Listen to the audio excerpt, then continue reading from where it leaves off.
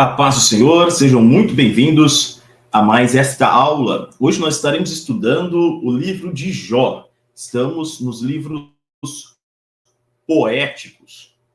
Essa é a nossa sequência de aulas, então. Na primeira aula estudaremos o livro de Jó. Na nossa segunda aula já estudaremos o livro de Salmos. Terceira aula, então, Provérbios. Seguido, então, do livro de Eclesiastes. E na nossa quinta e última aula, nós estaremos estudando o livro de Cantares de Salomão. Lembrando que as nossas aulas são sempre panorâmicas.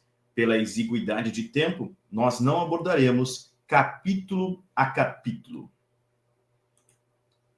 Apresentando, então, o livro de Jó. O autor do livro, na verdade, ele é incerto.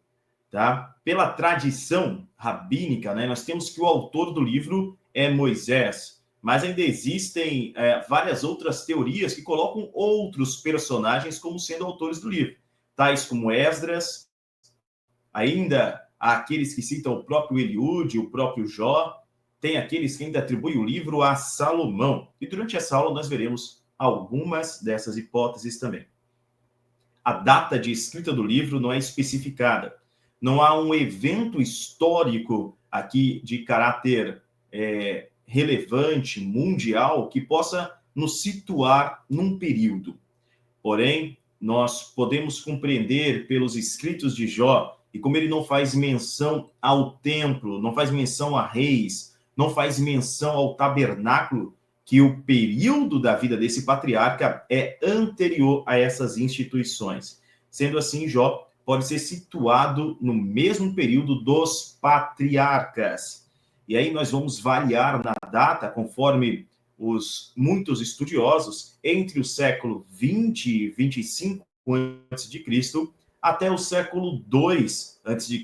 Então, um período realmente muito grande de variação para a escrita deste livro.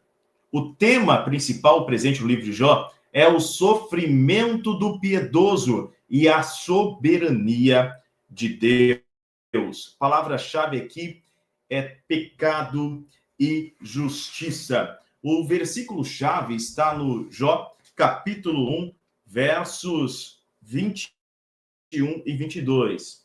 Eu tenho a versão King James da Bíblia e assim está escrito. E disse: no seio do útero de minha mãe, e no retornarei para lá. Jeová o deu, Jeová o tomou, bendito seja o nome de Jeová. Em tudo isto, Jó não pecou, nem culpou Deus de maneira tola. Em toda a aflição, em todo o período de provação que Jó vai passar, em nenhum momento ele vai atribuir a Deus qualquer tipo de pecado, qualquer tipo aqui de erro. Não. Jó também ele se mantém íntegro, se mantém justo. A gente percebe já desde o primeiro e segundo capítulos que Jó ele não tem ciência do porquê ele vai enfrentar todo o infortúnio que ele vai enfrentar. Mas nós, como leitores, nós sabemos disso, tá? Mas Jó, vivendo naquele momento, ele não sabia. Então, Jó é um dos livros sapienciais e poéticos do Antigo Testamento. Sapiencial por quê? Porque ele trata, ele foca questões que são relevantes e profundos para a humanidade em um caráter universal. Os livros sapienciais do Antigo Testamento são 3. Nós temos o livro de Jó, que vai encarar todo o problema do sofrimento e principalmente por que sofre o justo. Essa é a grande questão presente no livro de Jó. O segundo livro sapiencial é o livro de Provérbios de Salomão. E o terceiro livro dentro dessa categoria é o livro de Eclesiastes. Então nós temos esses 3 livros que se enquadram dentro de literatura de sabedoria ou sapienciais. Porém, Jó também está dentro dos livros poéticos. Tanto Jó, Salmos, Provérbios, Eclesiastes e Cantares estão catalogados dentro dos livros poéticos no Antigo Testamento, tá? Todavia, o livro de Jó, ele trata de uma questão real, de fatos verídicos, com personagens reais. E é retratada toda essa realidade dos fatos dentro de uma escrita poética. Porém, Jó não é uma fábula, não é uma invenção da mente do autor, da mente humana, não. O livro de Jó retrata fielmente aquilo que aconteceu, os eventos históricos da vida desse personagem. Tanto Jó é um personagem histórico, quanto os eventos que ele verdadeiramente passou são eventos reais, tá? Então nós temos primeiro o personagem histórico e real. Jó é citado no livro de Ezequiel, capítulo 14, versículo 14 e também no versículo 20. E assim está escrito lá: ainda que estivessem no meio dela estes três homens, Noé, Daniel e Jó, eles, pela sua justiça, livrariam apenas a sua alma, diz o Senhor Jeová. Versículo 20. Ainda que Noé, Daniel e Jó estivessem no meio dela, vivo eu, diz o Senhor Jeová, que nem filho nem filha eles livrariam, mas só livrariam a sua própria alma pela sua justiça. Então nós já temos aqui Deus dando um testemunho da realidade do profeta, da realidade de Jó. Jó ainda enfrentou eventos reais, e veja aqui se está registrado no livro de Tiago, na Epístola de Tiago, Novo Testamento, capítulo 5, versículo 11, e consta o seguinte texto: eis que temos por bem-aventurados ou abençoados os que sofreram.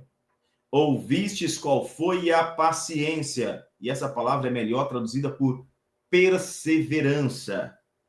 Então, ouvistes qual foi a perseverança de Jó, e vistes o fim que o Senhor lhe deu, porque o Senhor é muito misericordioso e piedoso. Dentro deste livro, nós não somos capazes aqui de compreender Deus. Na verdade, dentro de qualquer livro da Bíblia, somos incapazes de compreendê-lo. Se Deus pudesse ser compreendido por mentes finitas, ele não seria um ser infinito. Porém, nós vemos aqui, nós compreendemos durante o livro de Jó, que nós devemos colocar a nossa confiança nele, apesar de não compreender, e muitas vezes também não compreendendo as suas obras, como aquilo que Jó mesmo está enfrentando, o sofrimento de alguém justo. Jó, ele é citado em Ezequiel 14, também Tiago capítulo 5, como foi falado. A doença que Jó teve, há muitas especulações. Também tem-se que pode ter sido elefantíase. E o Senhor deu-lhe o dobro. A família e a prosperidade lhe foram restaurados, vendo 4 gerações de seus descendentes. Agora veja aqui, Deus entrega a Jó o dobro de tudo, não como uma recompensa pelo que ele fez, pela forma como ele viveu, por quem ele é. Então não é uma recompensa pelas obras de Jó, não é uma recompensa pelas falas de Jó, não. O que o Senhor está fazendo aqui é dando um presente para Jó.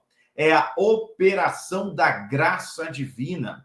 Não há o que nós venhamos a fazer para que sejamos merecedores dessa graça. Então, Deus manifesta a sua graça para com o seu servo, para com Jó, e lhe entrega, lhe presenteia com o dobro da riqueza que ele tinha, e ainda lhe dá novamente 10 filhos. E lhe acrescenta mais 140 anos de vida, após todo aquele período de tribulação. Através das experiências de Jó, estaremos enfocando aqui a problemática do sofrimento do justo.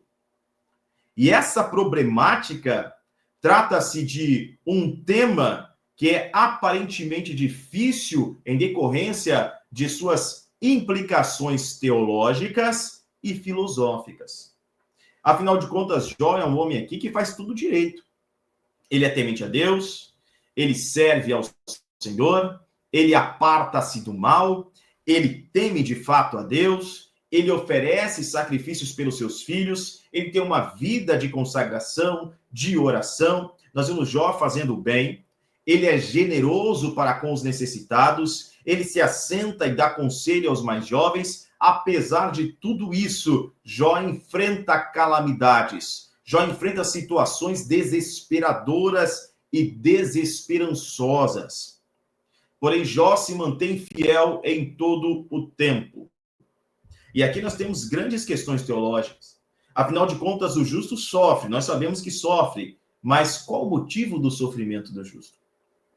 Um outro ponto que nós temos é diretamente aqui um ataque contra a falsa teologia que diz que o justo não enfrenta sofrimentos, de que aquela pessoa que é santa não vai enfrentar doenças ou enfermidades. A pessoa que é santa e que é justa, está andando com Deus, não vai enfrentar pessoas lhe sendo contrárias, não vai ser vencido jamais. O que nós vemos aqui não é bem isso. Vê que Jó ele é justo, mas ele perde os bens que tem. Jó ele é fiel, mas ele perde a família dele, os filhos dele, de uma única vez. Jó ele permanece temente a Deus, mas ele também perde a saúde física. Jó, ele não nega ao Senhor, mas é atormentado dia e noite. Inclusive, quando se deita para dormir, pesadelos o assombram. Enquanto ele está acordado, as dores são terríveis no corpo dele. E ele deseja que a noite logo chegue para tentar ter descanso. Mas o descanso não lhe vem, porque ele não consegue repousar devido aos pesadelos da noite. Porém, tudo isso está acontecendo com o homem que é justo. Então, no entanto, nós haveríamos ainda de constatar que o crente fiel, até mesmo no forno de fundição da provação, na privação, na pressão exercida contra ele e contra ela, por adversidades, por circunstâncias, por problemas tamanhos, são servos fiéis a Deus que enfrentam enfermidades essas que são dolorosas. São servos fiéis a Deus que vão enfrentar, sim, a perda de filhos, vão enterrar os filhos. Agora veja que quando um filho ele enterra seus pais, essa dor que é sentida, ela recebe um nome. Ela recebe um nome. O filho ele se tornou órfão. Órfão. Quando uma pessoa casada que ama muito o seu cônjuge, perde o seu cônjuge, ele se torna então um viúvo ou uma viúva. Essa dor tem nome. Mas quando um pai, uma mãe enterra o filho, essa dor não tem nome. Essa dor não ser nomeada, ela é grande demais. Ela ultrapassa aquilo que seria o natural dos filhos enterrarem seus pais. E Jó enfrenta esse tipo de dor. Jó enfrenta uma dor que não recebe uma nomeação, não tem um nome. Porém, no fundo dessa situação, nós vemos esse homem reunindo forças para se alegrar ainda em Deus e reunindo forças para declarar: eu sei que o meu Redentor vive. Então nós vemos nesse ardor da angústia, nesses momentos excruciantes de Jó, ele professando esta frase: eu sei que o meu Redentor vive e que por fim se levantará sobre a terra. Jó, capítulo 19, no verso 25. Né? Em tudo isso aí nós vemos então a fidelidade desse homem e a fé que ele deposita em Deus, o Senhor, a fé que ele tem lançado sobre o Senhor, como a única esperança dele é o verdadeiro Deus, aquele com quem ele anda há anos. Aquele a quem ele acredita que conhece, mas agora está enfrentando uma situação que ele não entende o motivo. Dito isso, nós iniciaremos o livro de Jó. Então, o tema principal aqui é o sofrimento do justo, porque, veja bem, que o pecador sofra, todos entendemos, né? Mas o justo, a gente não compreende. Então, que alguém seja acometido de um câncer nos pulmões após 40, 50 anos fumando de forma constante, maços e mais maços de cigarro todos os dias, todos compreendem. Já se sabia que poderia se chegar àquele estado, mas daí a que uma criança nasça com um problema congênito, com uma deformidade, com um problema que lhe dará dores e angústias ao longo da vida, nós não conseguimos compreender isso, nós não conseguimos entender. Então, o motivo do sofrimento do justo é uma grande questão aqui. Porém, aquele que tudo faz para agradar a Deus, esse justo, Sidney Baxter, diante dessa incômoda temática do livro de Jó, ele afirmou o seguinte: através de todo o sofrimento de um homem piedoso, está um alto problema de Deus. E atrás de tudo isso está subsequentemente uma inefável e gloriosa experiência. Experiência. Quem de nós já pôde presenciar uma pessoa com sequelas devido a um acidente, a alguma enfermidade, alguma cirurgia com sequelas, que tem a sua locomoção afetada, a fala afetada, mas ainda assim está servindo a Deus, está servindo na igreja, está realizando obras, talvez esteja limpando o templo, esteja auxiliando a servir a ceia, a retirar ofertas, está ali recebendo os irmãos e os visitantes. E nós olhamos para essa pessoa trabalhando da forma que pode, mas com alegria, e muitas vezes eu e você, com os corpos, entre aspas, perfeitos, com toda a mobilidade, locomoção perfeita, sentamos no banco e ali ficamos, apenas esperando receber algo no culto, enquanto pessoas que passaram por dificuldades imensas, tremendas, estão entregando algo no culto. Isso aí é um grande ensinamento. É um grande ensinamento. Quantos não veem pessoas assim e se decidem agora por trabalhar também? Se veem agora confrontados com essa situação e se põem a trabalhar, se colocando disponíveis para o Senhor. Então entenda ainda que no testemunho dessas pessoas, ainda há almas que se convertem, são arrancadas do inferno, livradas do fogo, livradas do lago de fogo, resgatadas por um testemunho assim, e uma pessoa que tem sequelas, mas são as marcas de um testemunho, de um livramento de Deus. Então, essa situação dificultosa, terrível que foi passada, que foi enfrentada, de algum modo redundou em salvação, em transformação de vidas, de algum modo rendeu glórias e graças a Deus. Se a princípio, então, é indesejável a experiência do sofrimento, porque ninguém quer sofrer, ninguém quer padecer, o seu propósito, de acordo com a vontade de Deus, é sempre sublime.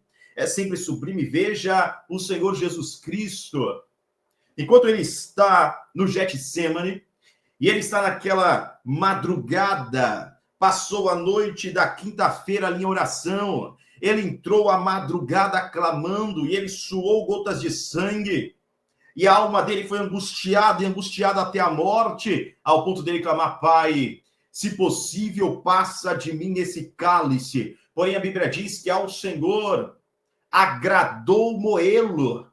A Bíblia também diz que o próprio Cristo, vendo o resultado do seu sofrimento, se alegrou. Ele soube o resultado daquilo. Imagine Jesus, enquanto ele clama, ele pode ver depois da cruz.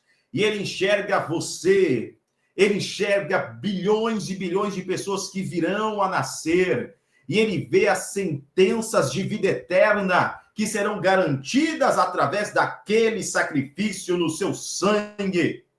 E devido a tudo isso, ele enfrenta a dor mais excruciante, um justo, o santo, o próprio Deus, sofrendo no lugar dos pecadores, mas todo aquele sofrimento tinha um propósito maior. E por causa de tudo aquilo, salvação foi entregue a todos os que creem. Então, mesmo o sofrimento, quando está no propósito de Deus, ele traz consigo algo de sublime. O salmista, no Salmo 119, no 71, ele escreveu o seguinte: foi-me bom ter sido afligido, foi-me bom sofrer, foi-me bom enfrentar a decepção, foi-me bom enfrentar a dor. E ele cumprimenta: para que eu aprendesse os teus estatutos, a dor me aproximou mais de Deus. A dor me manifestou uma forma de graça que eu não compreendia. Entenda, nós não compreendemos o poder, a força que está dentro da nossa fraqueza. Nós não compreendemos a forma como Deus pode operar através da nossa fraqueza, através das nossas dores, de um modo tão sublime. Porém, somos atraídos até ele. O sofrimento muitas vezes nos coloca diante de Deus. Veja o caso do rei Ezequias. Deus havia dado uma promessa ao rei Ezequias. Ele teria um filho que se assentaria sobre o seu trono. Porém, lá no livro de 2 Crônicas, nós vamos ver que Ezequias adoece. E o profeta Isaías vai até ele e entrega-lhe uma mensagem dizendo: ó rei, certamente morrerás e não viverás. É a mensagem que ele recebe. Deus envia Isaías para dar aquela mensagem. O profeta entrega a mensagem ao rei, vira as costas e vai embora. Naquele mesmo instante, a Bíblia nos relata que o rei Ezequias, deitado em sua cama, e ele não podia se levantar para ajoelhar. A história vai dizer que ele tinha um problema ali na perna e ele não podia ajoelhar, mas deitado em sua cama, ele vira para o lado da parede, ele chora e ele diz: lembra-te, ó Deus. Veja que aquele problema de morte trouxe a Ezequias uma memória, a lembrança de uma promessa. Pode ser que o sofrimento na vida de um justo, na vida de alguém, seja para que venha a recordação de uma promessa feita, seja para que seja ativada a fé necessária ao cumprimento, sim, alguém para Deus, a ponto de vivenciar a promessa. Agora que Ezequias, ele se lembra da promessa, e ele diz: lembra-te, ó Deus, e ele vai complementar dizendo: peço-te, Senhor. E a verdade é que Deus ouve a oração de Ezequias, vê as suas lágrimas e ordena a Isaías, que já está no pátio do palácio, a voltar atrás, ir até o rei e entregar uma nova mensagem. E a nova mensagem que Isaías entrega é: Deus diz, eu ouvi a tua oração e eu vi as tuas lágrimas, e eu acrescentarei 15 anos de vida. Dentro desses 15 anos de vida, o rei Ezequias, ele vai gerar um filho.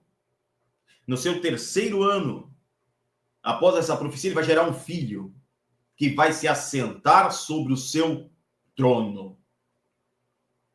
Então foi-me bom ter sido afligido, disse o salmista, para que aprendesse os teus estatutos. William W. Orr resume assim o assunto central do livro de Jó. Satanás acusou Deus de não ser correto em sua maneira de tratar o homem. Nós vemos isso aí em Jó, no capítulo 1, no versículo 10.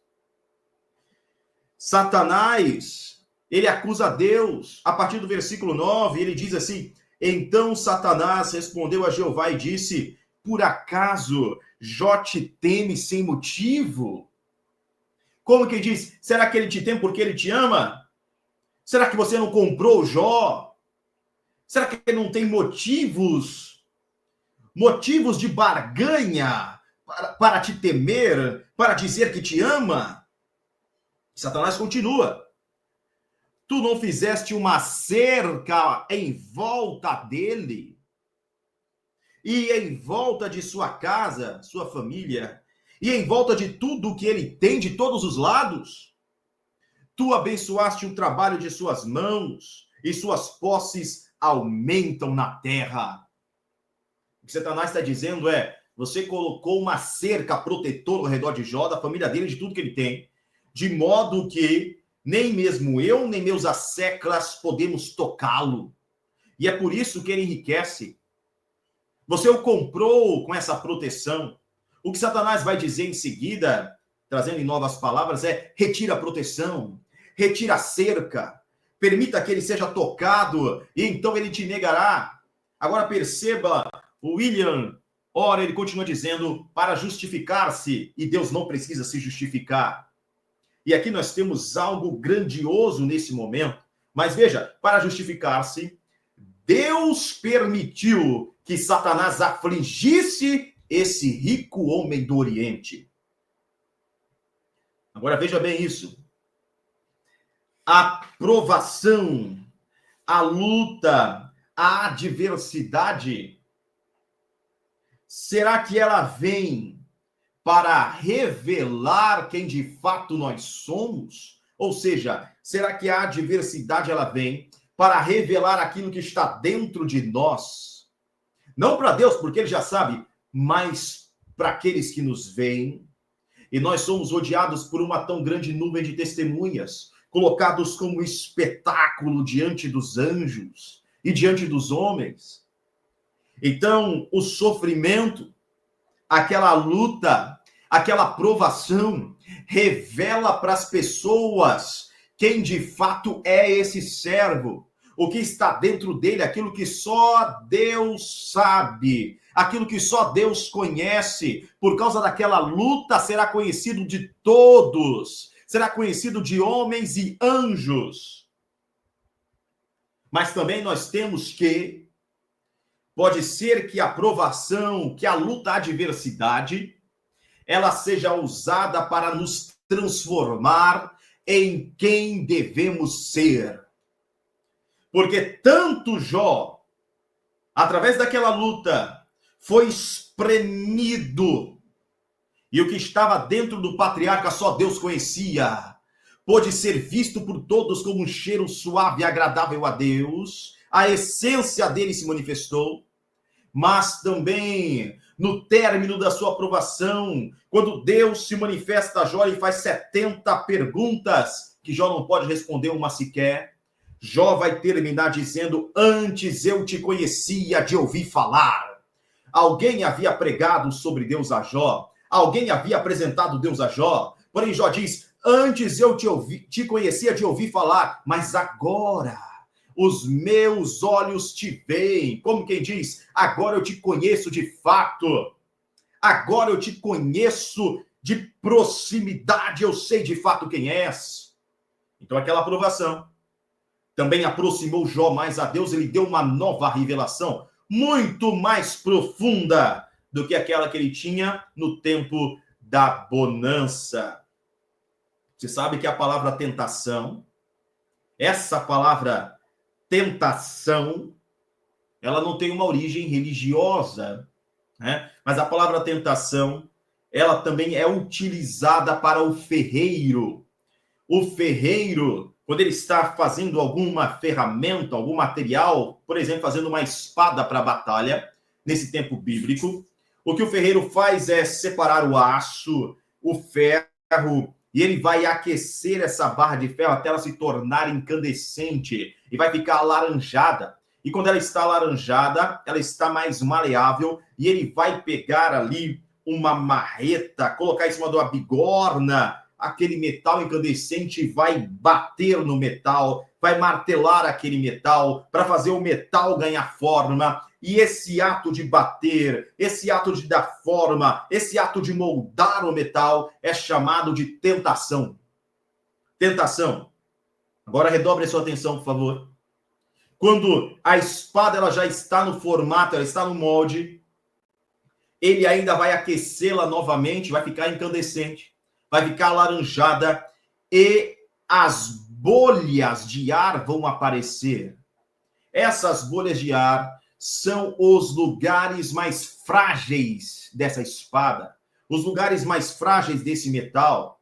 Agora, o que o tentador vai fazer é tentar, é martelar o aço, martelar o ferro, justamente em cima das bolhas de ar. Ele vai golpear justamente no lugar mais fraco.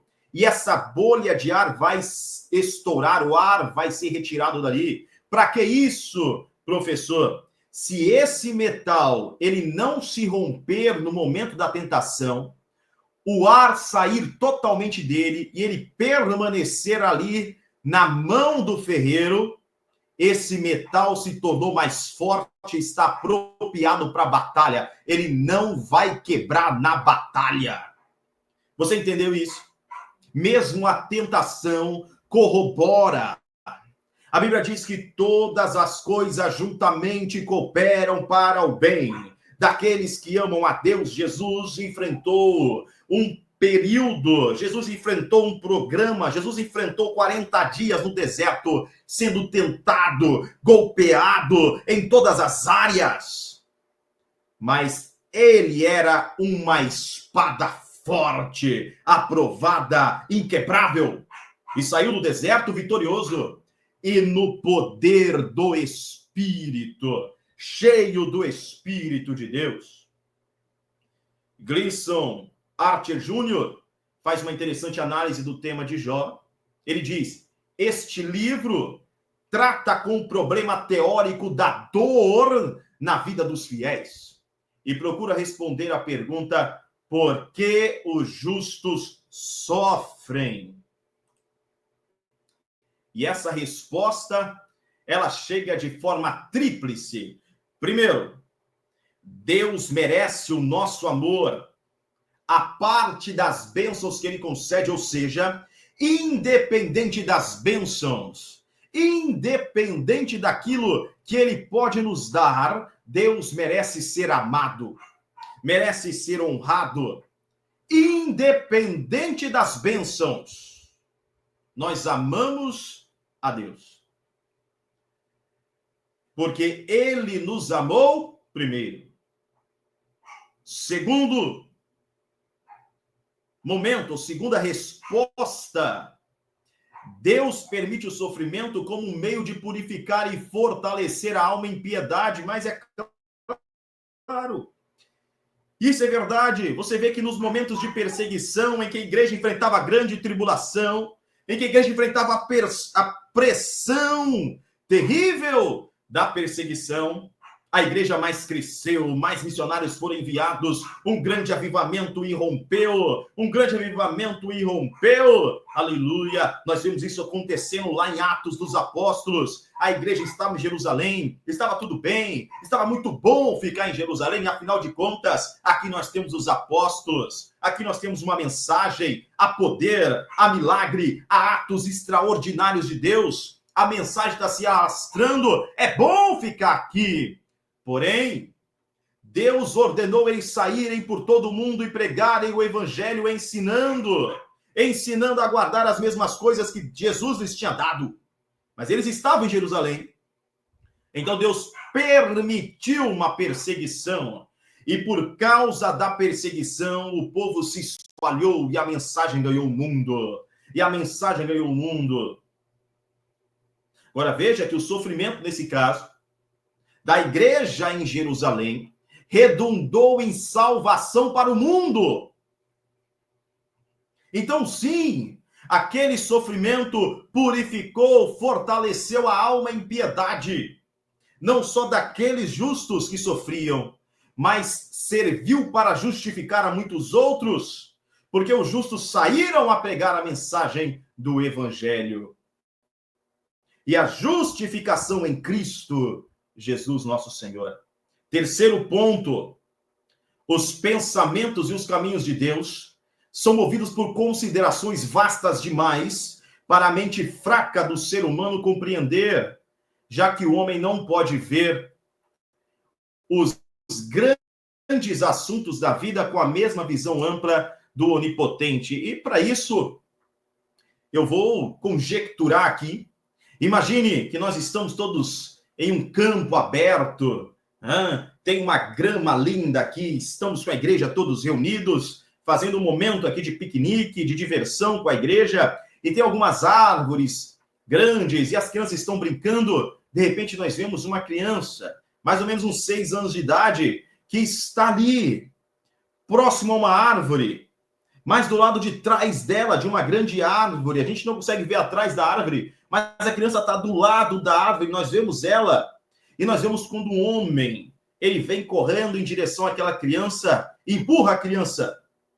A criança é lançada a poucos metros de distância, e essa criança bate a cabeça em uma pequena pedra que ali estava, e ela começa a chorar porque ela se machucou. Não foi algo grave, mas ela se machucou. Então todos nós que estamos do lado de cá, olhamos o que aquele homem fez, nós vamos reprová-lo. Por que ele fez isso? Esse homem deve ser punido. Nós vamos até lá descobrir o que aconteceu. E quando nós chegamos, nós vemos que o homem está trêmulo e que um grande galho da árvore havia caído, e aquele galho da árvore iria cair sobre aquela criança, poderia ter matado aquela criança, mas o homem a salvou, a empurrando e livrando daquele galho. Mas essa salvação, ainda assim, gerou na criança um machucado. O que isso significa? Significa que o sofrimento que o justo está enfrentando pode ser a causa de um livramento ainda maior.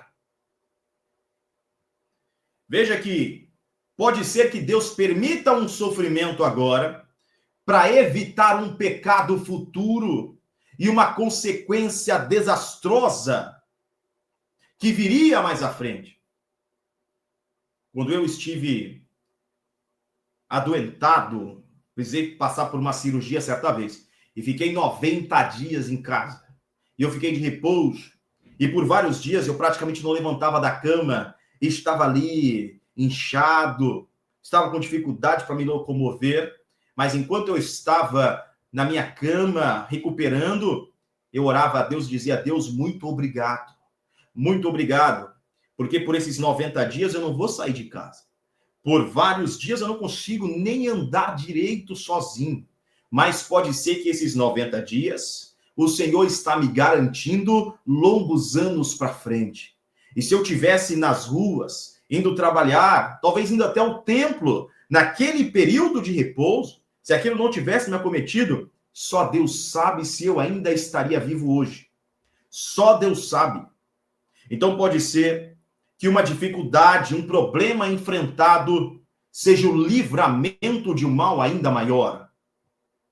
De um mal ainda maior.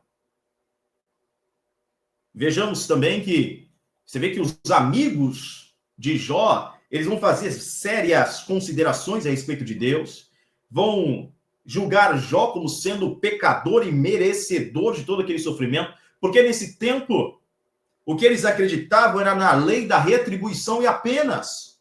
Então, se há um sofrimento, é porque houve um pecado, houve um delito. Se há uma enfermidade, alguém pecou. Alguém errou e Deus está pesando a mão. Então, se Jó está enfrentando tudo isso, é por causa de um pecado gravíssimo de Jó. E ele precisa confessar e se arrepender. Então, os amigos dele vão levantar várias conjecturas sobre pecados variados e vão acusar Jó. Vão tentar descobrir ali qual é o erro, qual o motivo, o que Jó fez. Em todo o tempo, Jó defende a sua justiça, a sua integridade. Mas os amigos não podem compreender isso. E eles tentam, de alguma forma, defender Deus, até que Deus se manifesta e Deus vai reprovar aqueles amigos de Jó. Deus vai reprová-los. porque eles não falaram de Deus o que é correto. Veja que Deus apenas não vai reprovar o Eliú, que é o mais jovem, é o último a falar. Até mesmo Jó, Deus vai corrigir, mas a Eliú não. Então, o que Eliú vai trazer naquelas conjecturas é que pode até ser que Jó não tenha pecado, mas com certeza Deus é justo. Pode até ser que esse problema de Jó esteja vindo para um livramento de um algo depois. Pode ser realmente que ele seja inocente aqui, mas Deus com certeza é inocente. Então, Eliú ele tem uma visão mais ampla do que Jó e seus 3 amigos. Os pensamentos de Deus são maiores do que os nossos. Nós não conseguimos ver o todo, nós não conseguimos compreender o todo. Se eu pegar aqui diante dos irmãos este mouse, imagine que este mouse aqui é a verdade de algo, é a verdade. O que os irmãos conseguem ver é a parte da frente e algum pouco aqui de cima, mas até aqui, até essa linha. O que eu vejo é dessa linha para trás, e os irmãos não veem. A parte da frente eu não vejo. Agora, o que nenhum de nós vê são as laterais, nem tampouco o que está embaixo. Ou seja, vocês têm uma perspectiva do que está acontecendo. Eu tenho outra perspectiva do que está acontecendo, mas só Deus vê o todo. Só Deus compreende o todo. O motivo do sofrimento de um justo, só Deus compreende o todo. Só Ele sabe por que aquilo está acontecendo, mas nós acreditamos que é para o bem, e é para um bem ainda maior. Deus é justo, Ele é bondoso e Ele é fiel. Mesmo assim, Deus realmente sabe o que é melhor para a sua própria glória e para o nosso bem final. Mesmo diante dos problemas e adversidades que nós enfrentamos, devemos confiar em Deus. Esta resposta é dada em contraste aos conceitos limitados dos 3 consoladores de Jó. Ele faz Bildad e Zofar. Escreve Henry Hampton.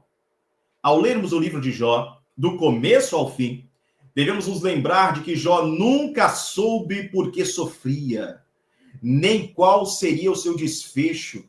Jó não sabia porque se abateu aquela calamidade sobre ele, ele não sabia daquela reunião em regiões celestiais, ele não sabia da acusação que Deus recebeu. Ele não sabia.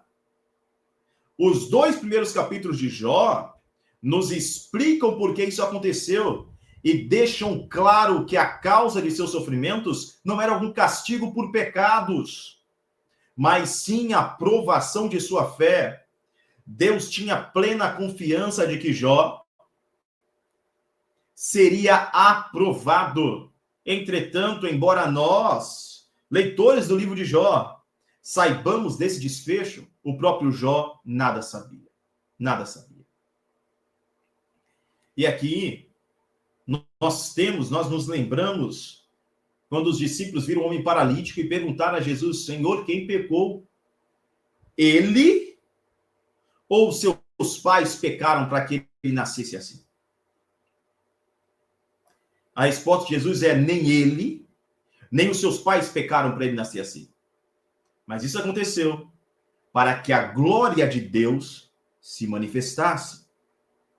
Ou seja, esse mal aconteceu para ele, para que ele fosse, então, capacitado a se tornar um outdoor da glória de Deus. Uma testemunha ambulante no corpo sobre aquilo que Deus faz. Por que será que o amigo chegado de Jesus, Lázaro, morreu? Nós vemos que Lázaro, depois de 4 dias de morto, Jesus chega na cidade. E Jesus vai até o sepulcro e ressuscita Lázaro. E depois disso, Lázaro se torna um motivo para que muitos passassem a crer em Jesus, não apenas pela pregação, não apenas pelos sinais vários que Jesus já havia feito, mas agora porque conheciam Lázaro. conhecido homem de Betânia, rico comerciante daquela região, que havia sido morto, enterrado há 4 dias, mas agora andava entre o povo, falava, testemunhava. Era um sinal notório. Tão grande esse sinal, que aqueles que desejavam matar Jesus começaram a planejar também a morte de Lázaro. Porque ele era uma testemunha ambulante da glória de Deus. Então nós temos esse aspecto ainda do sofrimento. Mas se Jó não sabia a razão de todo o seu sofrimento, ele aceitava esse sofrimento. Isso de forma resignada. Jó confiava em Deus. Eu não sei o motivo do sofrimento, Jó dizia. Jó não sabia o porquê ele estava passando por aquilo, porém ele sabia que há um justo advogado que por ele intervirá. Ele diz que tem um advogado. Ele confia que Deus mesmo defenderá nessa causa. Ele sabe que tem um redentor, um remidor, um redimidor que vive.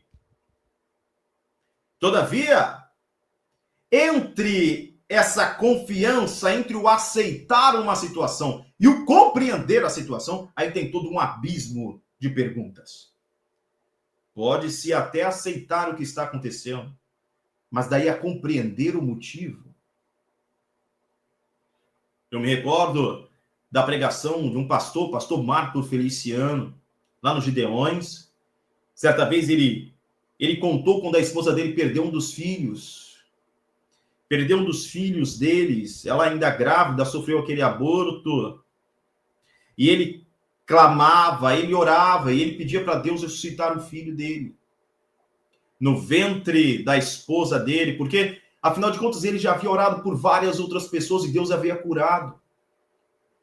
Ele já havia visto Deus responder às orações dele. E agora ele orava por um filho, pela própria esposa. E ele diz que o que Deus respondeu foi um silêncio. O título da mensagem é o dia da provação. O dia da provação.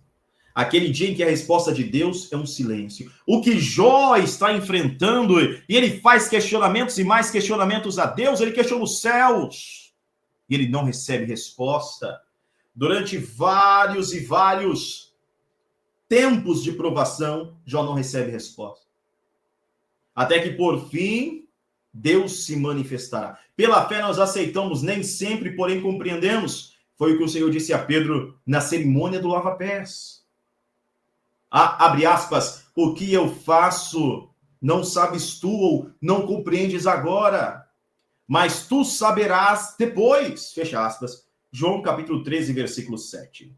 Enfim, Jó não compreendia por que estava sofrendo, mas Deus sabia por que ele teria de sofrer. Agora, será que Jó tinha consciência da importância de seu sofrimento na história da salvação? Porque Jó é um justo que sofre, porém o próprio Deus encarnou. E um justo sofreu. E ele sofreu por toda a humanidade. Ele se entregou, inclusive, à morte, morte de cruz. O que ele padeceu ali, sendo inocente, ultrapassa tudo. Ultrapassa tudo. Porque é o próprio Deus que ali estava. Vilipendiado, em figura humana, recebeu 40 chibatadas, com um chicote de 12 cordas, com limária de ferro, ossos quebrados na ponta dessas 12 pontas, 480 cortes ao longo do seu corpo, uma coroa de espinhos em sua cabeça, foi espancado, esbofeteado, foi cuspido, lançaram maldições, imprecações contra ele, o pregaram na cruz, zombavam dele ali, o inferno rodeava. Porém, como ovelha muda, ele não abriu a sua boca. E ele venceu. Por fim, ele disse, está consumado, e ele entregou o Espírito. Um justo sofrendo pelos injustos. E é ele mesmo que disse, ninguém tem maior amor do que esse, de dar a sua vida pelos seus amigos. E foi o que ele fez. Foi o que ele fez. Deus amou o mundo de tal maneira que enviou o seu único filho, para que todo aquele que nele crê não pereça, mas tenha vida eterna. A história da salvação de Jesus. Nesse momento, Jó é um tipo que aponta para o Cristo, um justo sofrendo que não merece. Mas daí vem um bem ainda maior. Agora estamos aqui, eu e você, sendo alimentados por essa fé. Sendo alimentados por esse estudo a respeito da perseverança do patriarca, a respeito da perseverança de Jó. Deus usou o sofrimento de Jó para derrotar o diabo. Aleluia! O seu sofrimento pode ser usado por Deus para derrotar o diabo. Depois de destacar o argumento do livro de Jó, ressalta o Warren Wiersbe, que Deus usou o sofrimento do patriarca para derrotar o diabo. Satanás acusou Deus de que Jó não o temia, mas Jó havia sido comprado por Deus, porque tinha tudo do bom e do melhor na terra, vivia bem. Deus permitiu que Jó perdesse todos os bens, todos os filhos, perdesse inclusive a saúde. Porém, Jó permaneceu fiel e assim derrotou o diabo, mostrando que o ser humano pode sim ser vitorioso, pode sim amar a Deus, pode sim ter um compromisso fiel e verdadeiro com o Senhor. Satanás não podia compreender e não entendia isso, porque ele, quando um anjo, querubim ungido, cresceu dentro dele o orgulho, foi gerado dentro dele a cobiça, o pecado. Ele, como um ser angelical, caiu. Como poderia aceitar que agora um homem feito do pó da terra fosse mais justo do que ele? Como poderia aceitar isso? Nós vemos aí no livro de Jó, veja, livro de Jó, no capítulo 4, acompanhe comigo, versículo 12 em diante, o que esse ser tenebroso pensa a respeito do ser humano. Assim está escrito, ele teve um sonho à noite, ele teve uma visita de um ser espiritual, e é isso que ele conta, ele diz, trouxeram-me agora algo secretamente. E o meu ouvido recebeu um pouco, sussurros, em pensamentos de visões noturnas, quando o sono profundo cai sobre os homens, medo veio sobre Elifaz. Ele diz, medo veio sobre mim, e tremendo todos os meus ossos estremeceram. Então um espírito passou diante da minha face, e os cabelos do meu corpo se arrepiaram. Ficou inerte, mas eu não pude discernir a sua forma. Era um vulto, era uma sombra diante dele. Uma imagem estava diante dos meus olhos, e houve silêncio, e eu ouvi uma voz dizendo... Olha aqui o motivo de Elifaz estar acusando tanto Jó. Ele foi influenciado por esse ser. Versículo 17. A voz dizendo, será o homem mortal mais justo do que Deus? Você vê que Satanás, certa vez, ele diz, subirei ao céu, acima das estrelas de Deus. Dos lados do norte colocarei o meu trono. Serei semelhante ao Altíssimo. Ele se via como um Deus. Ele é apontado, inclusive, como Deus deste século. Então, aqui ele pergunta, será o homem mortal mais justo do que Deus? Continue. Será o homem mais puro do que o seu Criador? Eis que ele, Deus, eis que ele não tem confiança nos seus servos e aos seus anjos atribuiu defeitos. A que anjo ele atribuiu defeitos? Nós vemos lá em Isaías também, Ezequiel. A que anjo ele atribuiu defeitos? É esse querubim. Quanto menos naqueles que habitam em casas de barro, cujo fundamento está no pó, e que são esmagados diante da traça.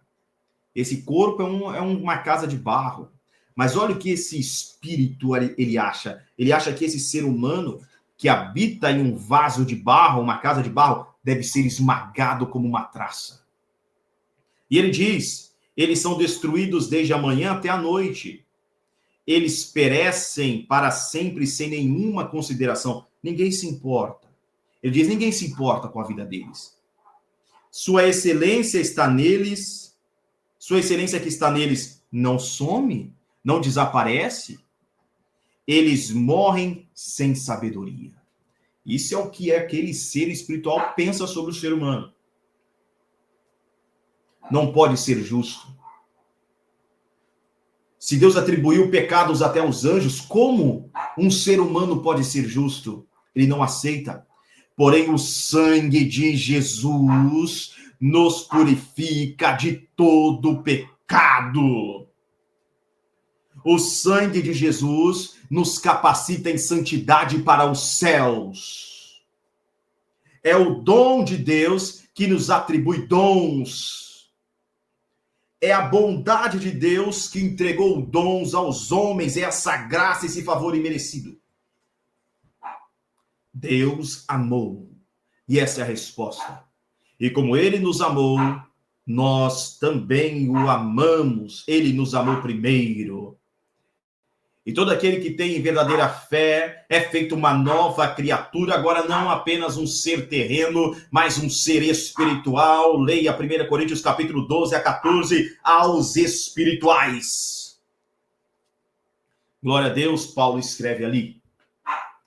Então Deus utilizou o sofrimento do patriarca para derrotar o diabo. Aduz o pastor Wesley que os servos de Deus, quais intrépidos, corajosos soldados, acham-se em pleno campo de batalha. Às vezes, porém, o campo de batalha acha-se dentro de nós mesmos.